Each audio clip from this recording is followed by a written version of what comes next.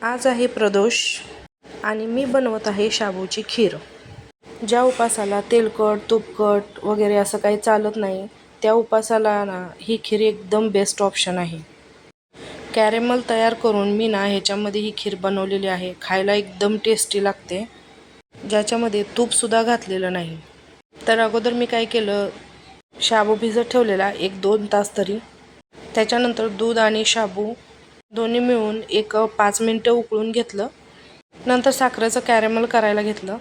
हो, पण कॅरेमल करताना एक गोष्ट लक्षात ठेवावी लागते, ती म्हणजे कॅरेमल जास्त चॉकलेटी करायचं नाही, कारण का तर जास्त साखर वितळल्यानंतर त्याचा करपट वास येतो। शाबू आणि दुधाचं मिश्रण कॅरेमलमध्येच मी थोडं थोडं करून घातलं। खायला एकदम चविष्ट लागत होती, असं वाटतच नव्हतं की याच्यामध्ये तूप नाही काही नाही। फक्त गार्निशिंगसाठी मी वरतून खजूर तेवढे टाकलेले त्याच्यामध्ये। रबडी सारखी आणि दिसायला एकदम बासुंदीसारखी, कलर एकदम त्याचा छान आलेला। खीर खूप छान होते, कधी तर तुम्ही पण नक्की ट्राय करून बघा। झालं माझं दुपारचं खीर वगैरे खाऊन झालं आणि आता मला करायचं होतं थोडं किचन क्लीन। तर हे बघू शकताय तुम्ही, आमच्या घराचं किचन सगळं पॅक असल्यामुळं जिथं खिडकी नाही काय नाही, त्याच्यामुळं हे असं तेलकटाचे डाग जास्त होतात।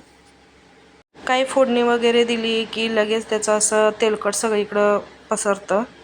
तर आज मला तेच क्लीन करायचं होतं। तर घरच्या घरी कमी साहित्यात कोणतंही जास्त महागाचं प्रोडक्ट न वापरता घरगुती पद्धतीने आपण हे टाईल्स कशा क्लीन करू शकतो तेच मी आज दाखवणार आहे। थोडंसं विनेगर घातलं, त्याच्यामध्ये खायचा सोडा घातला आणि त्याच्यामध्ये डिटर्जंट पावडर टाकली। कोणतीही घालते, आता माझ्याकडचं लिक्विड सोप संपलेलं होतं म्हणून मी डिटर्जंट पावडर टाकली।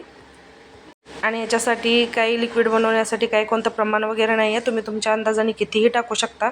आणि इथं तुम्ही बघू शकताय, जोर देऊन घासायची सुद्धा गरज पडत नाही, फक्त नॉर्मली आपण घासणीने घासतो तसं फक्त हात फिरवायचा आणि इझिली ती निघून जातं।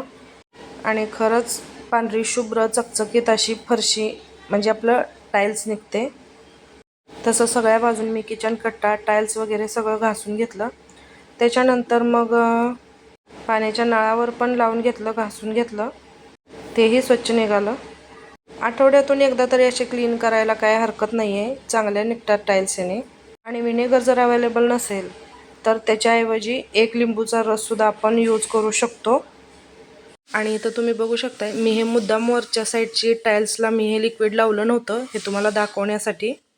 फरक तुम्ही बघू शकताय, वरच्या साईडला मी लिक्विड लावलं नव्हतं, तर तिथं मी फक्त पाण्यानेच पुसून घेतलेलं। तर तिथला फरशीचा कलर हा थोडासा डल दिसतोय, बघू शकताय तुम्ही। दोन्हींमध्ये खरंच खूप फरक दिसतोय आणि वरच्या साईडचा डल दिसतोय आणि खालची साईडची जी फरशी आहे तिथं खरंच नवीन चकचकीत असल्यासारखी फरशी दिसते। हे असं काहीतरी मी पहिल्यांदाच ट्राय केलेलं, पहिल्यांदाच असं लिक्विड घरी बनवलेलं, म्हटलं ट्राय करून बघू कसं होतंय। तर खरंच ह्याचा खूप छान रिझल्ट आहे। हेही अगदी 3 साहित्यात, मोजक्यात साहित्यामध्ये, एखादी गोष्ट जरी अवेलेबल नसेल तरीसुद्धा घरच्या साहित्यांमध्ये हे एकदम भारी होतं। तर कसा वाटला तुम्हाला आजचा व्हिडिओ? आवडला असेल तर व्हिडिओला लाईक शेअर आणि चॅनलला सबस्क्राईब नक्की करा। आणि महादेवाचं आजचं दर्शन, चला तर मग बाय।